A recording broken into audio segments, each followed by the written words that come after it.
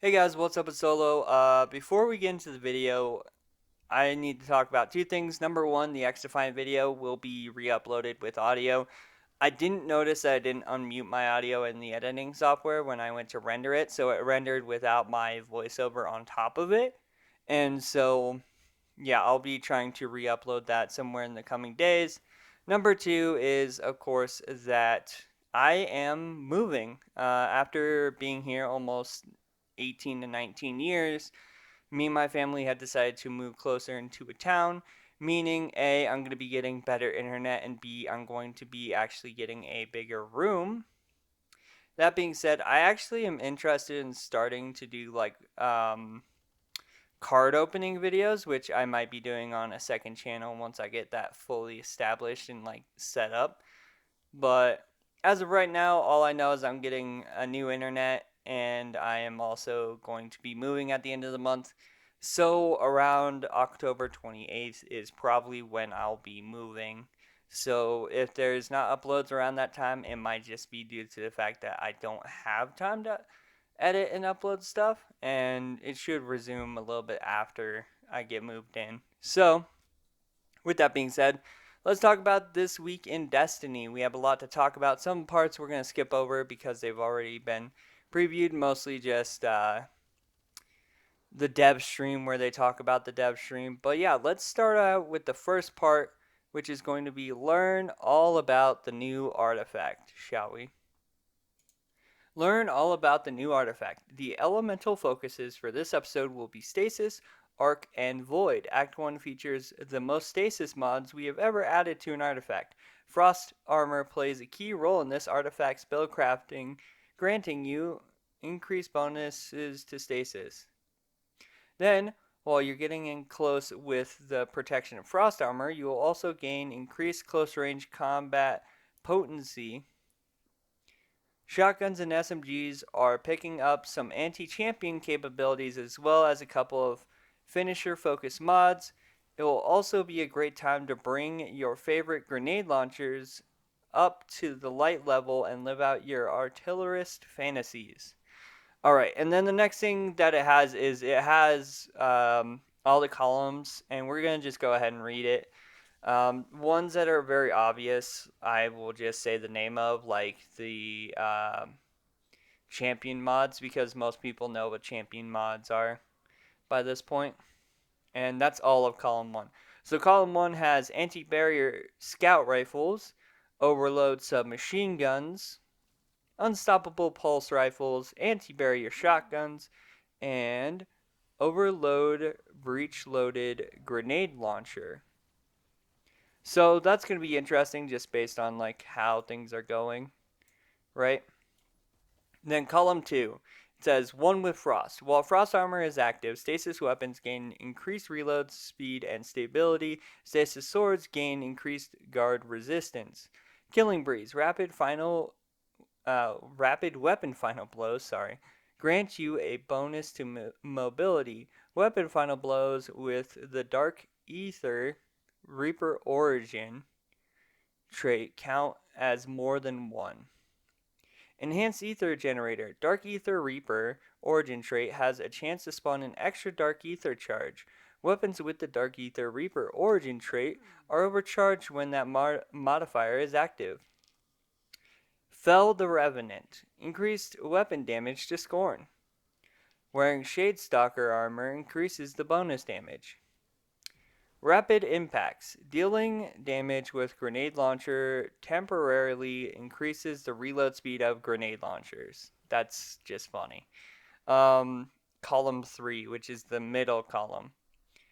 Wind chill. Rapid stasis weapon precision hits grant you a stack of frost armor. Rapid precision hits from weapons with Dark Ether Reaper origin trait grant you more stacks of frost armor.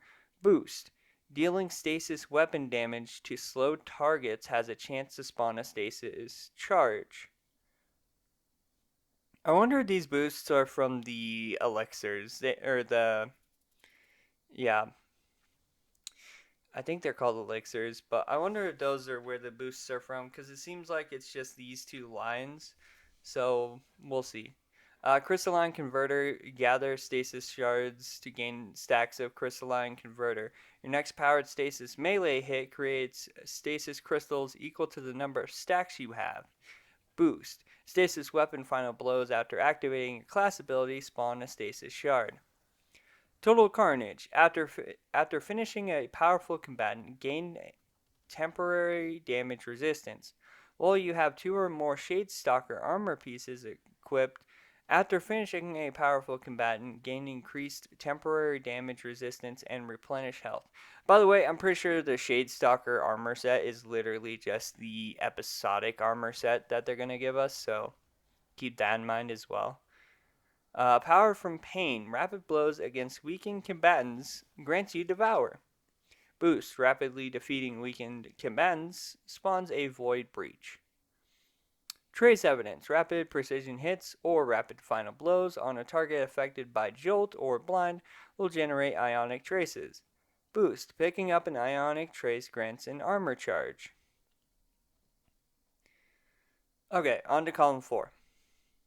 Column 4. Armor of Aramis. It's funny that it says Armor of Aramis. Why do I have a feeling Aramis is going to appear in this episode? So, Armor of Aramis. While Frost Armor is active, taking critical damage from combatants causes you to emit a freezing burst. Oh, that's cool. And then Boost. Increase the radius and strength of this freezing burst. Crystallize Auto Loader. Shattering Stasis Crystal releases shards of ice that damage and slow targets. Boost. Shattering frozen targets and stasis crystals deals increased damage. Nice. Debilitating Wave. Finishers emit a damaging wave that matches the element of your currently equipped super. That's nuts. While you have Arc, Void, or Stasis super equipped, the blast also applies Blind, Weaken, and Slow respectively. That's definitely going to be a thing.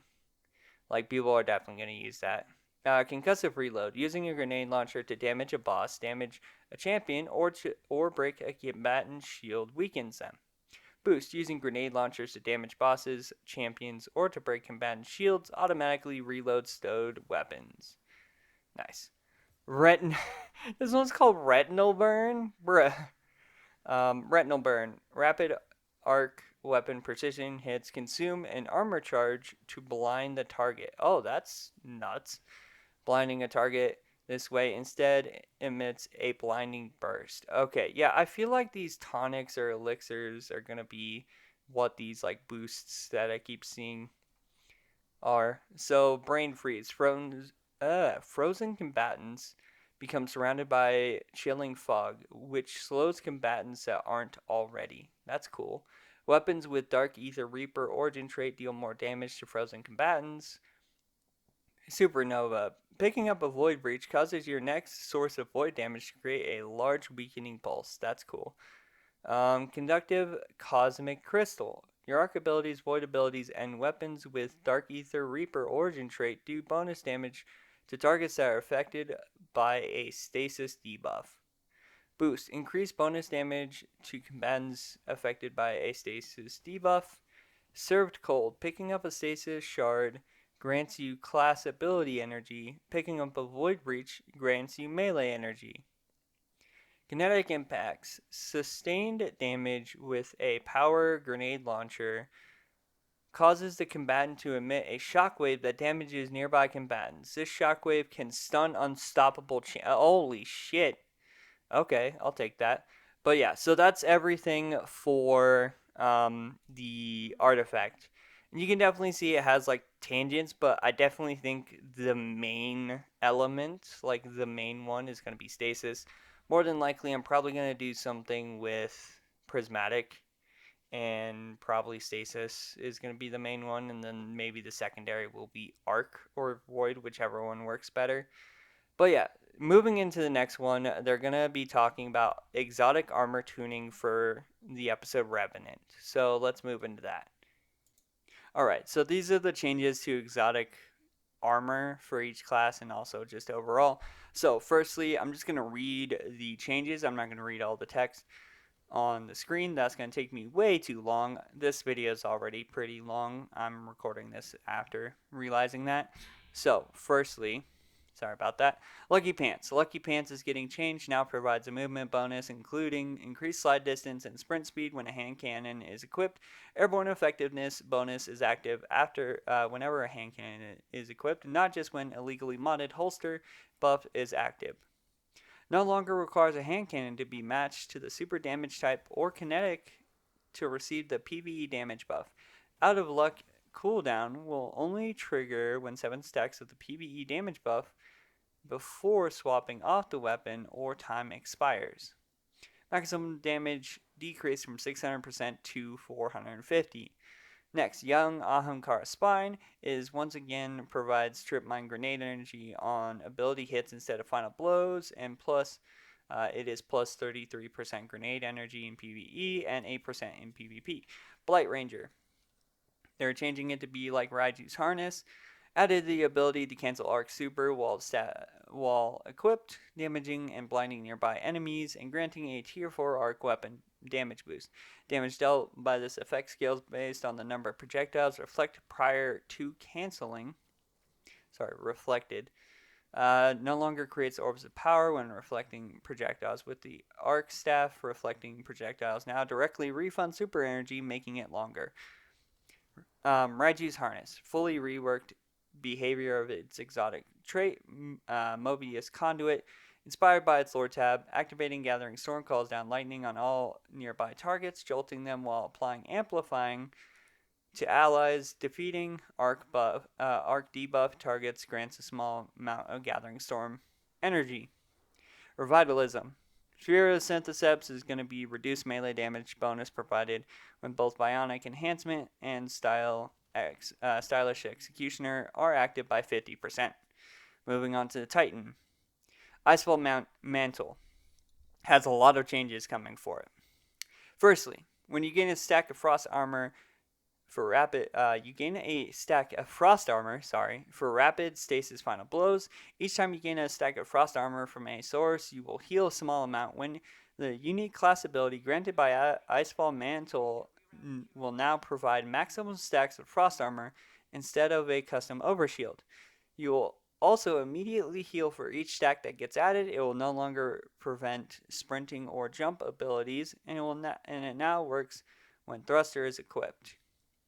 Class ability energy now begins to recharge immediately after using Icefall Mantle's class ability. The burst of stasis energy from the class ability now freezes combatants and slows players.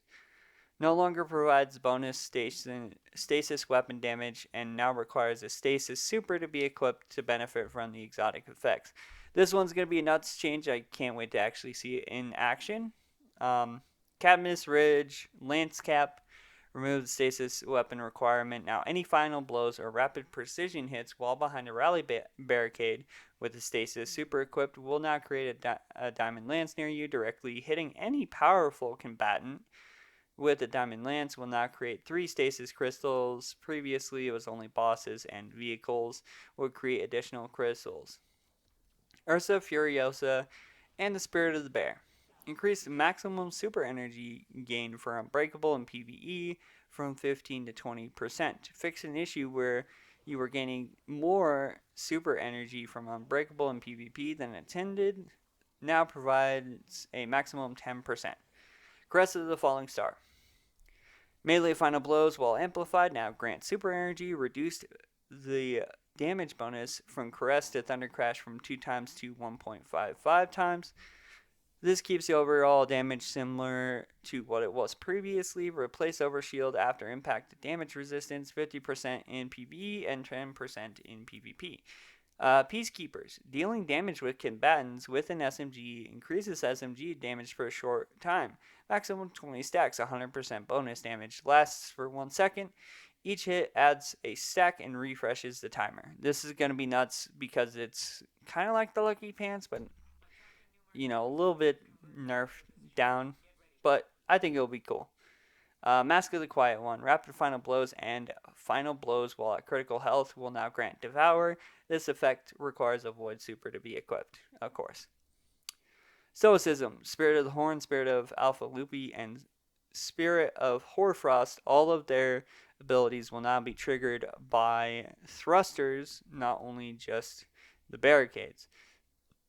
So you'll get a ball of solar energy exploding and applying Scorch for Spirit of the Horn. Spirit of Alpha Lupi will heal you and nearby allies. Spirit of Hoarfrost will now spawn a pair of stasis crystals. On to Warlock exotics. Bellador's Wrath Weavers. Adjusted the Hearts of Ice perk to increase the shatter damage of targets frozen by Shadebinder super projectiles by 10%, regardless of who breaks them out. Added, granting frost armor to your allies with Frost Pulse or Winter's Wrath grants you super energy. Ranges in potency based on how many allies it is granted to. Skull of Dire Ankara. Added weapon defeats while Devour is active grant super energy. Ranges from 1 to 4.5% depending on the type of target defeated. Sanguine Alchemy. Now marks targets you damage while standing in the rift. You deal 10% extra damage to any source against marked targets. Now provide surge times 4 to weapons that match your super damage.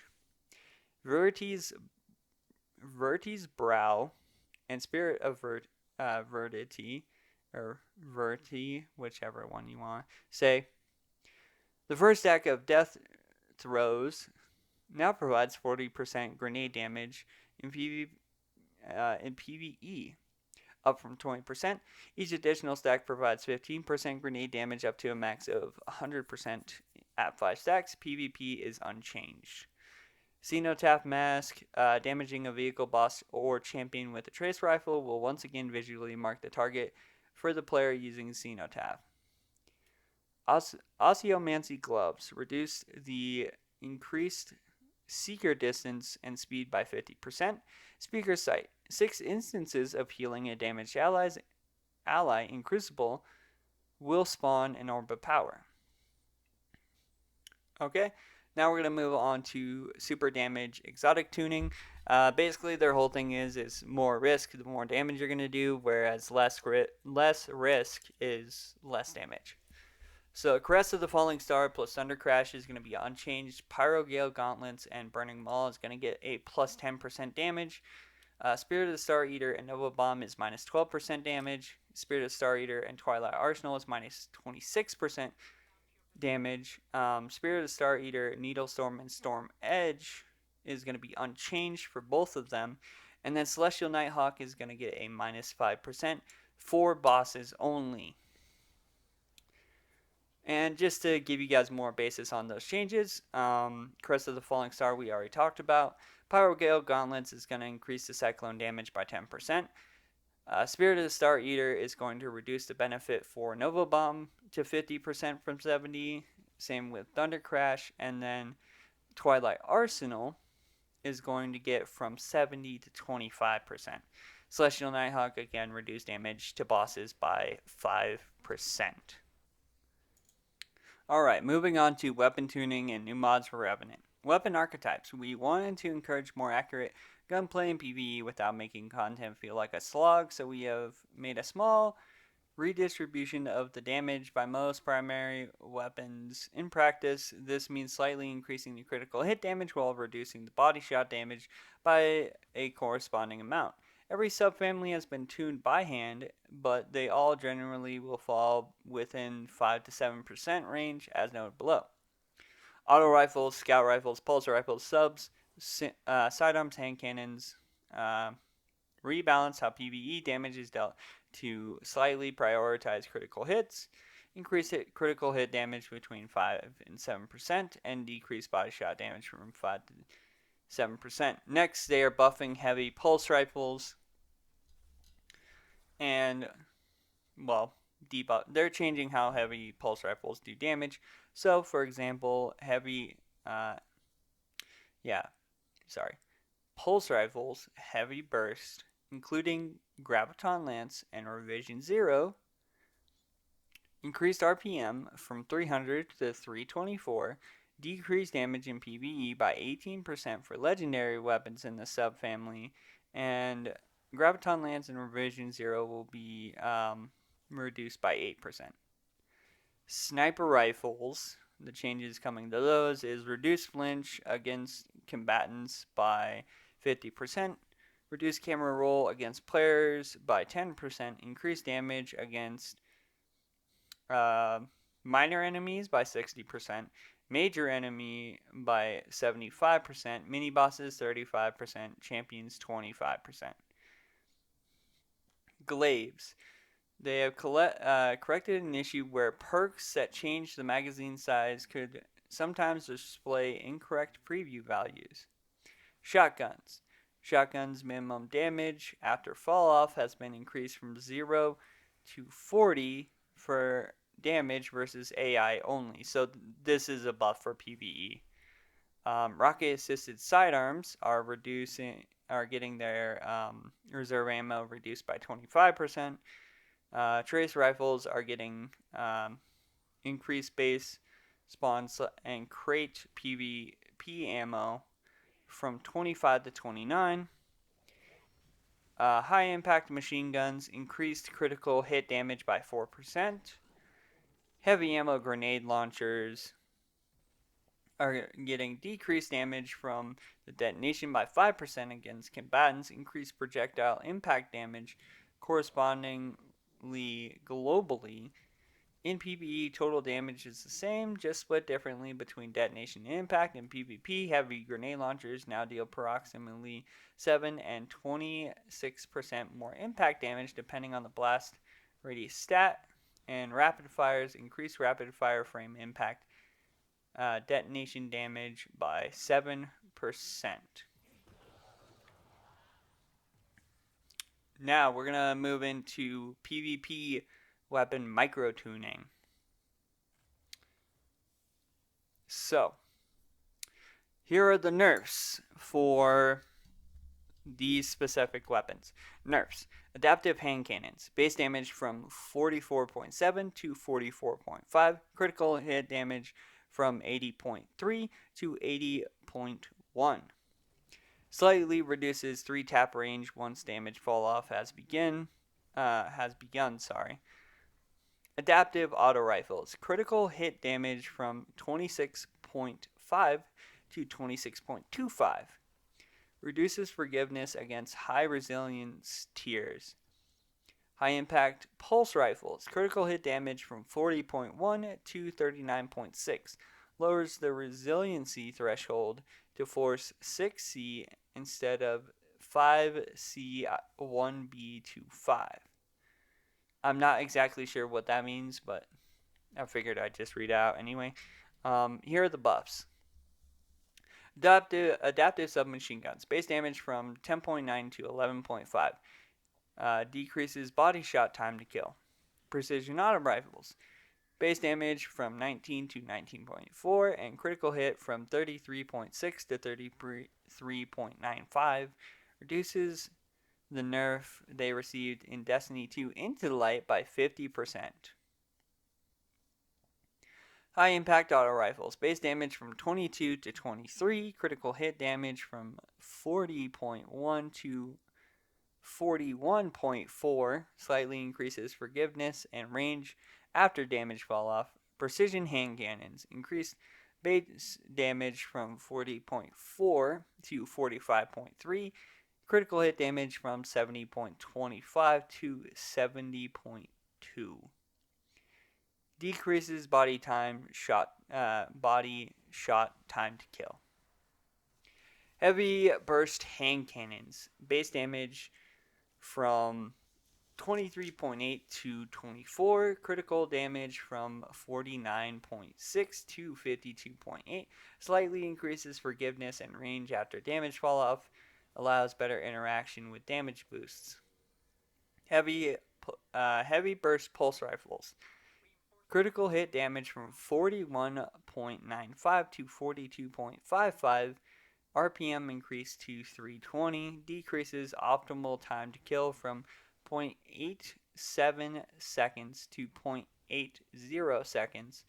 Aggressive scout rifles. Critical hit damage from 91.1 to 91.8. Allows better interaction with damage boosts. Moving on to exotic weapons. Exotic weapons are a big thing, and of course, we all knew this one was coming. Choir of One. This is what's happening to Choir of One with Revenant. Reduce base reserves from 250 to 200. Reduced max reserves from 384 to 300. Reduced impact damage of the point blank projectile by 50%. Reduced hip-fire projectile damage against players by 10%.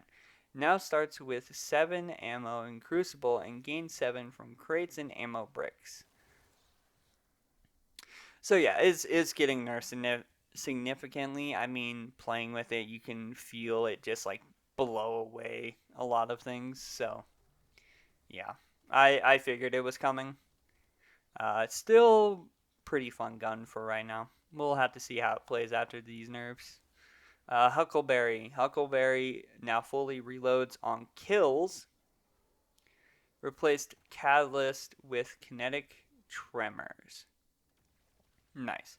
Teraba is when Ravenous Beast is active, gain damage resistance against incoming solar damage.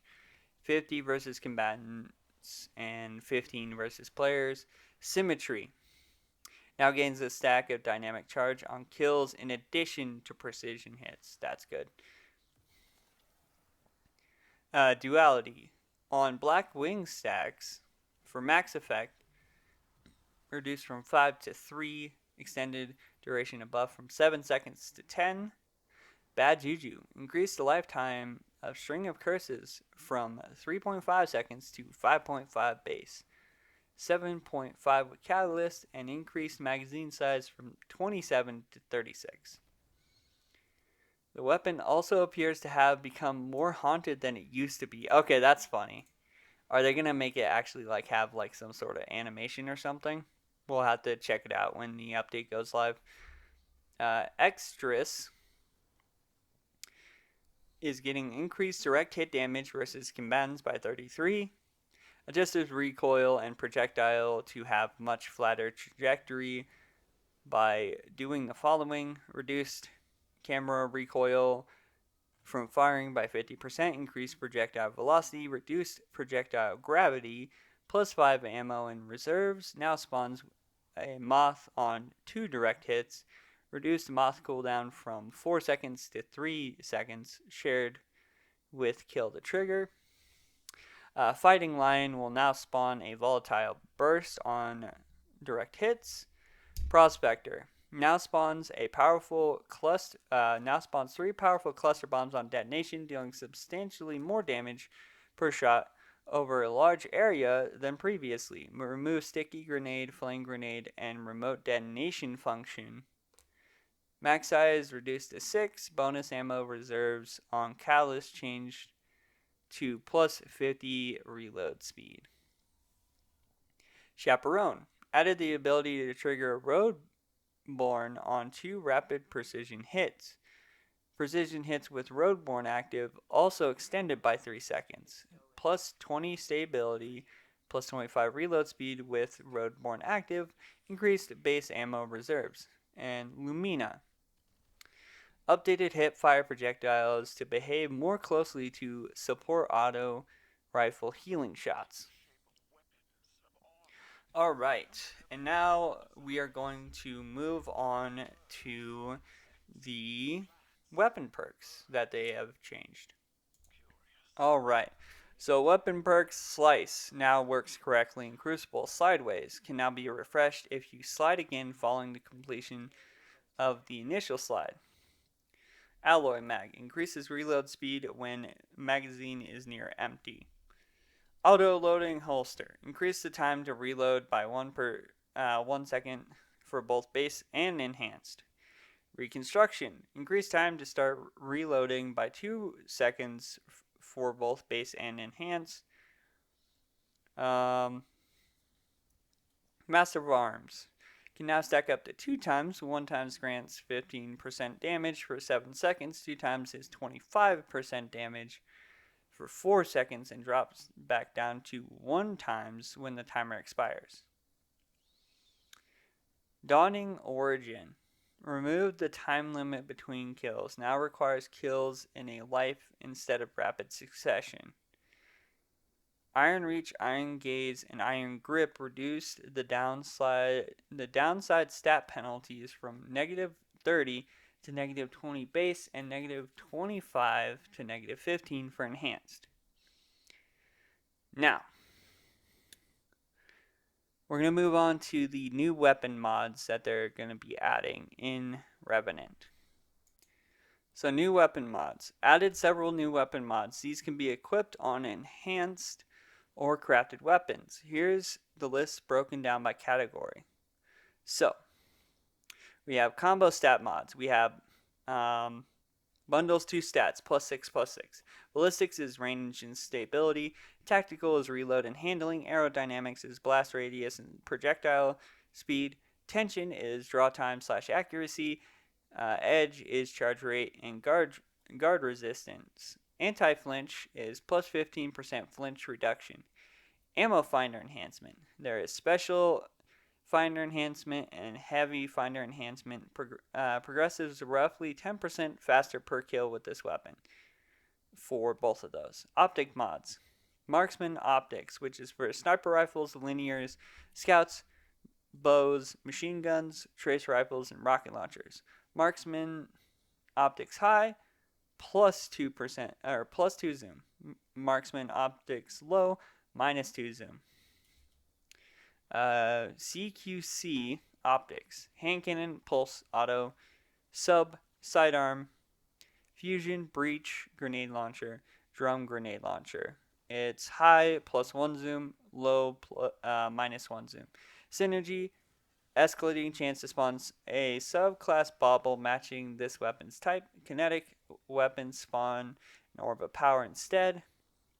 Stun loader partially refills this weapon's magazine upon stunning a champion. Alright. Now, we have thoughts on the future. Let's see. We are looking on episode Heresy and Beyond with great changes.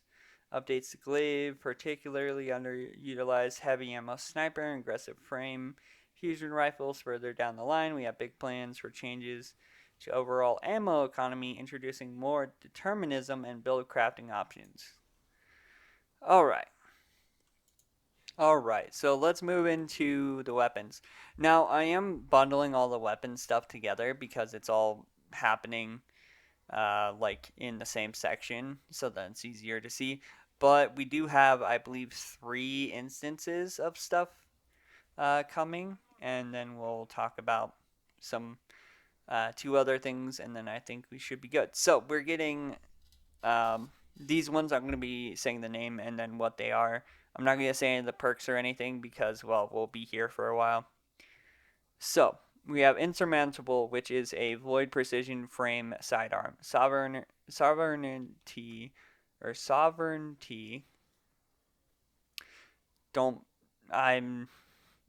one of those things I have a hard time pronouncing. Void Adaptive Frame Sniper Rifle. Red Tape Stasis Lightweight Frame Scout Rifle. Vantage Point Arc Adaptive Frame Pulse Rifle. XUV Stasis Aggressive Frame Hand Cannon. Bitter/Sweet Arc Adaptive Frame Grenade Launcher. And Liturgy Stasis Double Fire Grenade Launcher. Next, reprised Garden of Salvation weapons. Again, name of the gun, what it is. Reckless Oracle, Void Rapid Auto Rifle. Accrued Redemption, Kinetic Precision Compound Bow. Zealot's Reward, Void Rapid Fire Fusion Rifle. Ancient Gospel, Void Adaptive Hand Cannon. Sacred Providence, Kinetic Aggressive Pulse Rifle. Prophet of Doom, Arc Precision Shotgun, and Omniscient Solar Rapid Fire Sniper Rifle. Even more weapons. So our pursuit weapon is going to be a Fair Judgment Stasis Precision Auto Rifle. Crucible, an Anonymous Autumn Arc Lightweight Sidearm. competitive, deadlock stasis, precision frame shotgun, Vanguard Ops, Wicked Sister, Strand adaptive grenade launcher. Nightfall has two, which is going to be Rake Angle, Stasis aggressive glaive, and of course plug 1.1 arc precision fusion rifle. And then Gambit is Bygone's kinetic adaptive pulse rifle. Alright, let's move into the next section because after that is Iron Banner, but we do have something still to talk about. Let's talk about weapon crafting. And I'll just read this one to you guys really quick. So let's get into it. Alright, this is an update on seasonal weapon crafting. In our Developer Insight Core Game Rewards article, we briefly discussed the future of weapon crafting. While those changes are months away and we are not ready to share them in detail yet, we can comment on the new direction we are moving towards with Revenant. As we looked back on Destiny 2 in July, we believe part of its success was the chase for brave arsenal weapons with attunement systems helping to focus that pursuit. We want to move more towards that experience, so starting in Revenant, the seasonal weapons will not be craftable. Perks can still be enhanced using extra materials, and there will be updates to unlock as you play the episode to target specific weapons and even get extra perks per columns. We believe the activities in episodes work better when built around the gear chase, rewarding you with more than other activities and unlocking improvements like vendor focusing to help you get your desired roles, or even the option to get more perks in a given column. Crafting will remain a way for players to get the role that they desire, and it's not going away, as you can see below. But for some time, the value of individual weapon drops in that God roll pursuit has been replaced, if not nullified, by whether or not they dropped with deep sight activated. We hope this change will revitalize the passion to hunt down new weapons. So basically, what they're saying here is they're stepping away from like having every season having craftable weapons, or every episode. It'll be seasons when we revert back, which I think is a good thing because let's be real, how many people like would start an episode or like a season and go, okay, well, I got all the things to craft my god roll. I guess I'm done playing. Like, and even then, it wasn't even them interacting with the season half the time. Half the time is them doing challenges, getting engrams, and then getting deep sight. So it's a big thing of like, as long as it's fun to do a thing, and this is what I've been saying the whole time, if it's fun to play the game, then people will enjoy it. But I definitely think that this is one of the things that people have been on the fence about, because a lot of people don't like crafted weapons for the simple fact of it makes it too easy to get god rolls on guns and takes the fun out of chasing weapons. So I think I see this as a good thing. Let me know what you guys think in the comments down below. And then I believe we move into some other things. So one thing I did forget to mention in the last one is Iron Banner stuff that we're getting. So I'm going to actually move into that and then we'll continue on. Alright, the image on your screen is showing off the new Iron Banner armor, and we're getting new weapons as well. So this Iron Banner armor looks pretty sick. I definitely like how the Titan looks. The Warlock looks pretty cool. The Hunter I'm not so sure about, but I'm not really a Hunter main, so you guys would have to tell me if it looks good or not. Sorry, I'm losing my voice a little bit.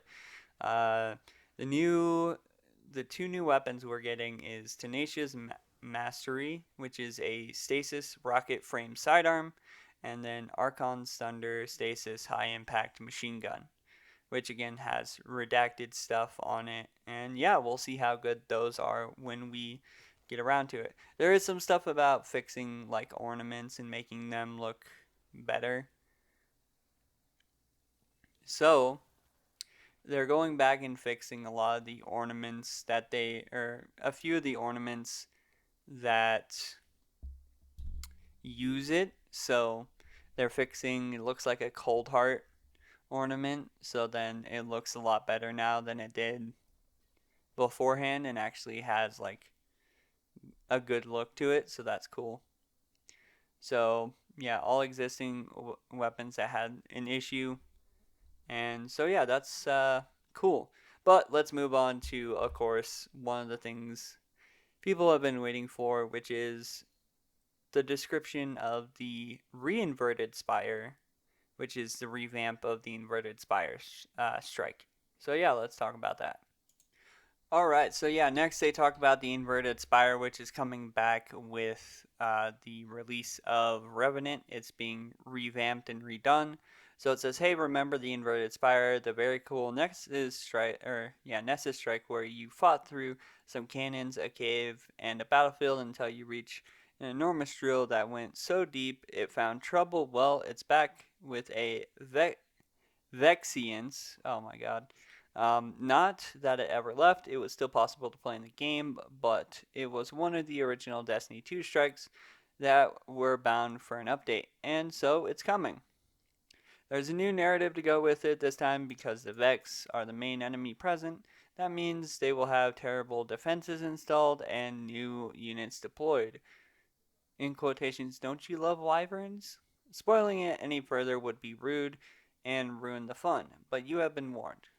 And we also got the description of death lasers from the actual live stream. So yeah, I think this will be interesting. I think they're probably gonna do some cool stuff to it. They're probably gonna make it so then the boss can't be like super damaged. So yeah, I'm also gonna just throw this in at the end here. So Destiny is getting a Discord quest. If you guys don't know what these are, the things that like pop up above your like name in Discord when you're on a server, they'll say, "Oh, do this until a certain day." Yeah, that's what Discord is. So it says, "Enjoy hanging out with your fire team on Discord?" Question mark. Interested in freshening up your style, courtesy of a brand new shader? Then circle round, Guardians, because we've got a brand new Discord quest just for you. Starting October 8th, if you play Destiny 2 for just 15 minutes while on Discord, you'll earn a code for the Celestial Ties shader to spruce up your fashion. Once you get your hands on the code, head over to bungie.net/redeem, log into your account, redeem the code. From there, you'll head over to Special Deliveries Terminal between Cryptarch and the Gunsmith in the tower. This Discord quest concludes on October 22nd. For full info, head over there on October 8th to Quest's Discord. Otherwise, keep an eye on @Destiny the Game on Twitter for updates as they arrive. So yeah, with that, we can go into our conclusion. Alright, so going through all this means we have a lot of changes that are going to happen in Revenant, whether they be good or bad. I'm not sure about all the nerfs and everything, but as it stands right now, I definitely think it's a good thing for like the whole grind to kind of go back to being like chasing armor and like weapons and actual rolls rather than being able to just, oh, you got 5 patterns? Well, guess what? You can just sit there power level your thing to level 30 and boom, you have all the best rolls in the game for that weapon. And so I'm glad they decided to do that with the episode pattern. I'm also glad that the Titan changes are going to be rolling out with it, and also some of the exotic changes I think are going to be pretty cool. As far as some other stuff goes, again, I'm not too sure about like the hunter aspect of the exotic changes, but I'm just hoping that Revenant kind of is a lot better than how Echoes came out. I'm going to be real, Echoes very much for me was very lackluster, very kind of confined into like, oh, hey, do this, wait a week, do this, wait a week, do this, wait a week, do this, wait a week. Now wait 3 more weeks for Act 2 to start. And then you just repeated through Act 2 and then Act 3, and now we're at Revenant. So I'm hoping Bungie, again, maybe with their new system that they have with seasons and expansions, maybe we'll get a better, I guess, look at what to expect with all this. And I don't know. I hope that they give us more details on what else they're revamping. I'm hoping we'll get an article soon, but you never know. But anyway, if you guys liked the video, hit the like button. Comment down below. What do you think is going to be your super of choice going into the new episode? I think I'm going to be doing the stasis, which I believe is glacial quake or some. It's been so long. I think it's behemoth, if I remember right. But either way, yeah, let me know what super you guys are gonna use going into Revenant. I'm gonna do the stasis super, and then I'm gonna probably build off of that. That being said, if you guys do enjoy it well enough, don't forget to subscribe to the channel, turn on post notifications so you never miss a video, and I will see you guys in the next one. Hopefully, it'll be my X Defiant video. But yeah, I'll see you guys later.